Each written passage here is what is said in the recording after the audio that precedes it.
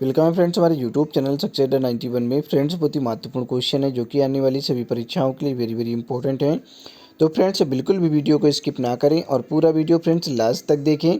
Friends जितने भी question है सभी प्रीवियस ईयर में आए हुए क्वेश्चन है। तो चलिए फ्रेंड्स शुरू करते हैं। फर्स्ट क्वेश्चन आपकी स्क्रीन पर है, पढ़ें क्वेश्चन को।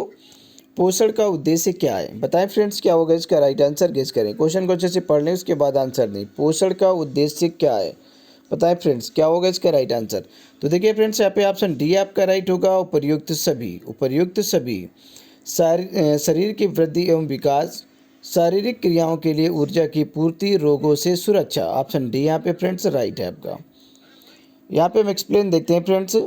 ठीक है, जीव अपने शरीर की वृद्धि अर्थात ग्रोथ एवं विकास अर्थात डेवलपमेंट के लिए शारीरिक क्रियाओं के लिए ऊर्जा प्राप्त करने के लिए तथा रोगों से सुरक्षा के लिए पोषक पदार्थों को फ्रेंड्स ग्रहण करते हैं। पोषक पदार्थों को ग्रहण करके उनका उपयोग करने की जो प्रक्रिया होती है फ्रेंड्स उसे पोषण कहा जाता है अर्थात न्यूट्रिशन कहा जाता है। चलिए नेक्स्ट क्वेश्चन देखते हैं। Question number 2। क्वेश्चन नंबर 2 को फ्रेंड्स देख लें अच्छे से, उसके बाद आंसर दें। क्वेश्चन को पहले पढ़ लें फ्रेंड्स। भोजन की प्रकृति एवं उसके उपयोग की विधि के आधार पर जंतुओं में पोषण का प्रकार नहीं है। बताएं फ्रेंड्स क्या होगा इसका राइट आंसर। भोजन की प्रकृति एवं उसके उपयोग की विधि के आधार पर जंतुओं में पोषण का एक प्रकार नहीं है। बताएं फ्रेंड्स कौन सा पोषण का एक प्रकार नहीं है। तो देखिए यहाँ पे ऑप्शन सी आपका राइट होगा फ्रेंड, प्रकाश संश्लेषण। प्रकाश संश्लेषण ये पोषण का प्रकार नहीं है। अब यहाँ पे हम एक्सप्लेन देखते हैं फ्रेंड्स। भोजन की प्रकृति एवं उसके ग्रहण करने की विधि के आधार पर जंतुओं में पोषण के 3 प्रकार पाए जाते हैं फ्रेंड्स। नंबर 1 है फ्रेंड्स पूर्णभोजी पोषण। पूर्णभोजी पोषण, होलोजोइक न्यूट्रिशन जिसे कहा जाता है फ्रेंड्स। पूर्णभोजी पोषण यह पौधों एवं जंतुओं से प्राप्त भोजन को ठोस अथवा तरल रूप में ग्रहण करने की विधि है। इसके अंतर्गत शाकाहारी, मांसाहारी, सर्वाहारी तथा अपमार्जक जंतु आते हैं फ्रेंड्स। दूसरा है फ्रेंड्स कि परजीवी पोषण, पैरासाइट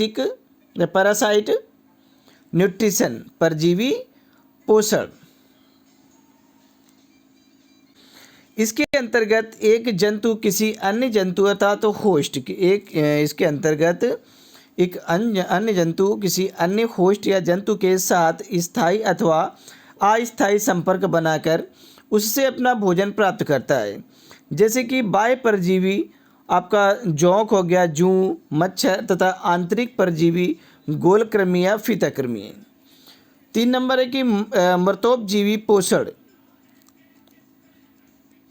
स्पोरोजोइक न्यूट्रिशन। सेप्रोजोइक न्यूट्रिशन इस पोषण विधि में जंतु मृत जंतुओं एवं पादपों के शरीर से कार्बनिक पदार्थों का अवशोषण करते हैं जैसे कि कवक हो गए, जीवाणु आदि। चलिए अब नेक्स्ट देखते हैं फ्रेंड्स क्वेश्चन नंबर 3। पढ़ें क्वेश्चन नंबर 3 को। पोषण की किस विधि को प्राणी संपोषण भी कहा जाता है? बताएं फ्रेंड्स क्या होगा इसका राइट आंसर। पोषण की किस विधि को प्राणी संपोषण भी कहा जाता है? ऑप्शन आपकी स्क्रीन पर है, बताएं क्या होगा इसका राइट आंसर। पोषण की किस विधि को प्राणी संपोषण भी कहा जाता है? तो देखिए फ्रेंड्स यहाँ पे ऑप्शन बी आपका राइट होगा, पूर्णभोजी पोषण। ठीक है, ऑप्शन बी आपका राइट है, पूर्णभोजी पोषण। एक्सप्लेन देख लें फ्रेंड्स यहाँ पे।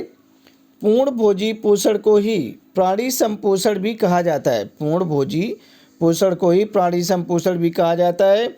इस पोषण विधि में जंतुओं द्वारा जटिल कार्बनिक पदार्थों का ग्रहण करके उनका पाचन एवं अवशोषण किया जाता है। प्राणी संपोषण के 5 चरण होते हैं। प्राणी संपोषण के फ्रेंड्स 5 चरण होते हैं। अंतरक ग्रहण जिसे इंजेक्शन कहा जाता है, पाचन डाइजेशन, अवशोषण एब्जॉर्प्शन, स्वांगीकरण जिसे एसिमिलेशन कहा जाता है तथा बहिष्करण। नंबर 5 है बहिष्करण, इजेक्शन। चलिए नेक्स्ट देखते हैं फ्रेंड्स क्वेश्चन नंबर 4। पढ़ें क्वेश्चन नंबर 4 को, उसके बाद आंसर दें। ऊर्जा प्रदान करने वाले पोषक तत्व कौन से हैं? बताएं फ्रेंड्स ऊर्जा प्रदान करने वाला पोषक तत्व कौन सा है जिससे आपको ऊर्जा प्राप्त होती है, तत्काल एनर्जी मिलती है फ्रेंड्स। बताएं ऊर्जा प्रदान करने वाला जो पोषक तत्व कौन सा है तो देखिए फ्रेंड्स यहाँ पे कार्बोहाइड्रेट, ठीक है, कार्बोहाइड्रेट से हमें तत्काल ऊर्जा प्राप्त होती है फ्रेंड्स। ऑप्शन बी आपका राइट होगा। एक्सप्लेन देख लें फ्रेंड्स। जंतुओं द्वारा ग्रहण किया जाने वाला भोजन अनेक पोषक पदार्थों का जटिल मिश्रण होता है। जंतुओं द्वारा ग्रहण किया जाने वाला जो भोजन होता है वो अनेक पोषक पदार्थों का जटिल मिश्रण होता है। भोजन में सम्मिलित पोषक तत्वों को शरीर में उनके कार्यों के आधार पर निम्नलिखित वर्गों में विभाजित किया जाता है। नंबर 1 है फ्रेंड्स ऊर्जा प्रदान करने वाले पदार्थ, जैसे कि कार्बोहाइड्रेट एवं वसा हो गए। शरीर का निर्माण करने वाले पदार्थ जैसे कि प्रोटीन हो गए। आपको जो तत्काल ऊर्जा प्रदान करते हैं फ्रेंड्स वो कार्बोहाइड्रेट और वसा होती है। उसके बाद शरीर का जो निर्माण करते हैं, टूटे फूटे आपके जो भाग होते हैं या फिर कहीं कटा फटा हो जाता है, कट जाता है, फट जाता है, जो टूटे फूटे भागों की मरम्मत का जो काम है वो प्रोटीन करती है।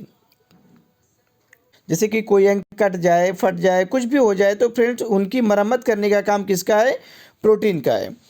उपापचय क्रिया को नियंत्रित करने वाले पदार्थ जल हो गए, विटामिन और खनिज हो गए। आपके प्रतिरक्षी क्षमता निर्मित करने वाले जो पदार्थ हैं फ्रेंड्स ये खनिज और विटामिन होते हैं। चलिए अब नेक्स्ट क्वेश्चन देखते हैं। क्वेश्चन नंबर 5 पढ़ें फ्रेंड्स। क्वेश्चन नंबर 5 को, मोनोसैकेराइड, डाइसैकेराइड तथा पॉलीसैकेराइड किस पोषक पदार्थ के प्रकार हैं? बताएं फ्रेंड्स क्या होगा इसका राइट आंसर। मोनोसैकेराइड, डाइसैकेराइड तथा पॉलीसैकेराइड किस पोषक पदार्थ के प्रकार हैं? ऑप्शन आपके स्क्रीन पर है फ्रेंड्स, गेस करें। तो देखिए फ्रेंड्स यहाँ पे ऑप्शन डी आपका राइट होगा, कार्बोहाइड्रेट के प्रकार हैं। ऑप्शन डी आपका राइट है, कार्बोहाइड्रेट। अब यहाँ पे आप एक्सप्लेन देख लें फ्रेंड्स कि मोनोसैकेराइड, डाइसैकेराइड तथा पॉलीसैकेराइड कार्बोहाइड्रेट के प्रकार हैं।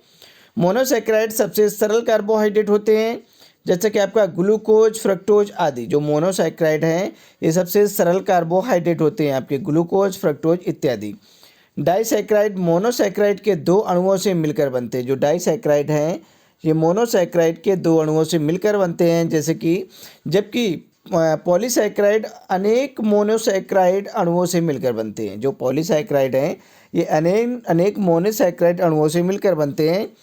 कार्बोहाइड्रेट जल अपघटन अर्थात हाइड्रोलिसिस, कार्बोहाइड्रेट जल अपघटन अर्थात हाइड्रोलिसिस के द्वारा ग्लूकोज में विघटित हो जाता है। इस प्रकार ये ऊर्जा उत्पादन के लिए संग्रहित ईंधन का कार्य करते हैं, जैसे कि मंड हो गया आपका, सेल्यूलोज, काइटिन, ग्लाइकोजन इत्यादि। चलिए फ्रेंड नेक्स्ट देखते हैं नेक्स्ट क्वेश्चन है क्वेश्चन नंबर 6 पढ़े फ्रेंड्स। क्वेश्चन नंबर 6 को, कौन सा पोषक पदार्थ कोशिकाओं के वृद्धि एवं मरम्मत करता है? अभी फ्रेंड्स मैंने बताया था कि टूटे फूटे भागों की मरम्मत कौन करता है। तो देखिए फ्रेंड्स ऑप्शन ए आपका राइट होगा, प्रोटीन। आपके टूटे फूटे भागों की मरम्मत कौन करता है? प्रोटीन। तो यहाँ पे ऑप्शन ए आपका राइट होगा। अब यहाँ पे आप एक्सप्लेन देख लें फ्रेंड्स। कोशिकाओं के वृद्धि एवं मरम्मत का कार्य प्रोटीन के द्वारा किया जाता है। प्रोटीन नाइट्रोजन युक्त जटिल पदार्थ है। जो प्रोटीन है फ्रेंड्स ये नाइट्रोजन युक्त जटिल पदार्थ है जो 20 अमीनो अम्ल के अनेक संयोजनों से मिलकर बना होता है। ठीक है, प्रोटीन फ्रेंड्स ये नाइट्रोजन युक्त जटिल पदार्थ है जो कि 20 अमीनो एसिड, ठीक है, 20 अमीनो अम्ल के अनेक संयोजनों से मिलकर बना है। प्रोटीन हीमोग्लोबिन के रूप में शरीर में गैसीय संवहन का कार्य भी करते हैं तथा हार्मोन के संश्लेषण में भाग लेते हैं। प्रोटीन के विभिन्न प्रकार होते हैं, एंजाइम, हार्मोन, रक्षात्मक प्रोटीन, एंटीबॉडी, संरचनात्मक प्रोटीन, परिवहन प्रोटीन, हीमोग्लोबिन इत्यादि। चलिए फ्रेंड नेक्स्ट को देखते हैं। क्वेश्चन नंबर 7 आपके स्क्रीन पर है, पढ़े क्वेश्चन नंबर 7 को। अधिकांश प्राणियों के जीवित पदार्थ का लगभग 80% भाग है। बताएं फ्रेंड्स क्या है? अधिकांश प्राणियों के जीवित पदार्थ का लगभग 80% भाग क्या है? प्रोटीन, वसा, कार्बोहाइड्रेट, खनिज। गेस करें फ्रेंड्स। तो फ्रेंड्स यहाँ पे ऑप्शन ए आपका राइट होगा, प्रोटीन। अधिकांश प्राणियों के जीवित पदार्थ का लगभग 80% भाग प्रोटीन होता है। अब यहाँ पे हम एक्सप्लेन देखते हैं फ्रेंड्स कि अधिकांश प्राणियों के शरीर के जीवित पदार्थ अर्थात कार्बनिक पदार्थ में सर्वाधिक मात्रा में प्रोटीन पाई जाती है। सभी जीवित कोशिकाओं में प्रोटीन अनिवार्य रूप से उपस्थित होता है। अगला क्वेश्चन 8 नंबर क्वेश्चन है फ्रेंड्स, पढ़ने से। निम्नलिखित में से किसके उपापचयिक प्रक्रम में प्रक्रम से अधिकतम ऊर्जा मिलती है। बताएं फ्रेंड्स क्या होगा इसका राइट आंसर। निम्नलिखित में से किसके उपापचयी प्रक्रम से अधिकतम ऊर्जा प्राप्त होती है? गेस करें क्या होगा इसका राइट आंसर, बताएं फ्रेंड्स। तो देखिए फ्रेंड्स यहाँ पे ऑप्शन बी आपका राइट होगा, वसा। ठीक है, ऑप्शन बी आपका राइट होगा, वसा। अब यहाँ पे हम एक्सप्लेन देखते हैं फ्रेंड्स। फैट अर्थात वसा के उपापचयी प्रक्रम अर्थात पाचन एवं अवशोषण से अन्य पोषक पदार्थों की अपेक्षा सर्वाधिक मात्रा में ऊर्जा प्राप्त होती है।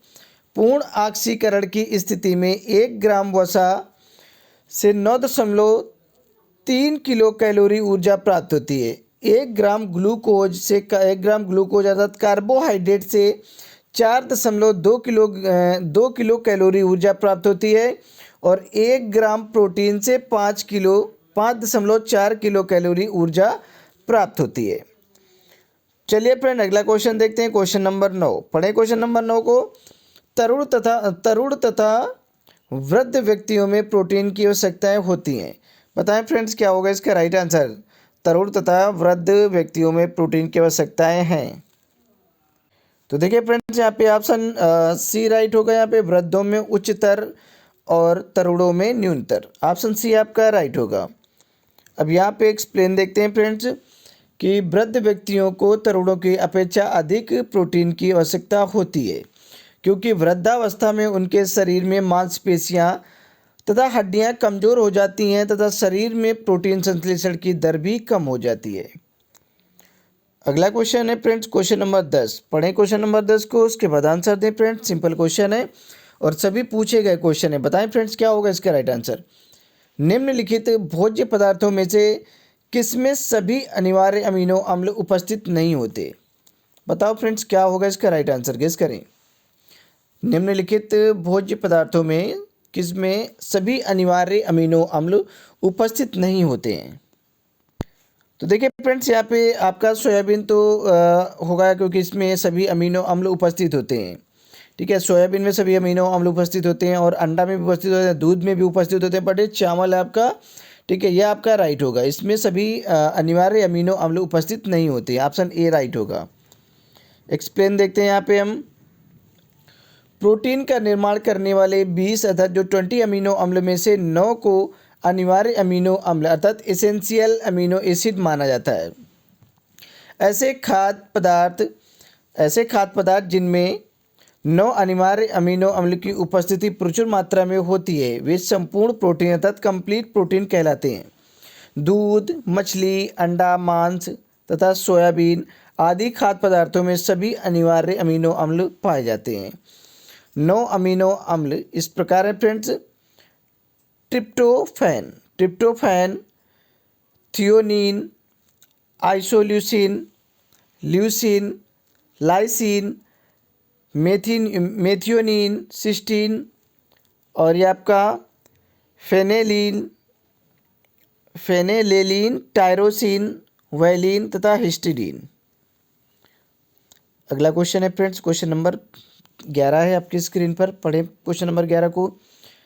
निम्नलिखित में से कौन प्रोटीन को विकृत नहीं करता है? बताएं फ्रेंड्स क्या होगा इसका राइट आंसर। निम्नलिखित में से कौन प्रोटीन को विकृत नहीं करता है? तो फ्रेंड्स यहाँ पे ऑप्शन डी आपका राइट होगा। यहाँ पे भारी धातु लवण, ऑप्शन डी आपका राइट है, भारी धातु लवण। यहाँ पे हम एक्सप्लेन देखते हैं फ्रेंड्स।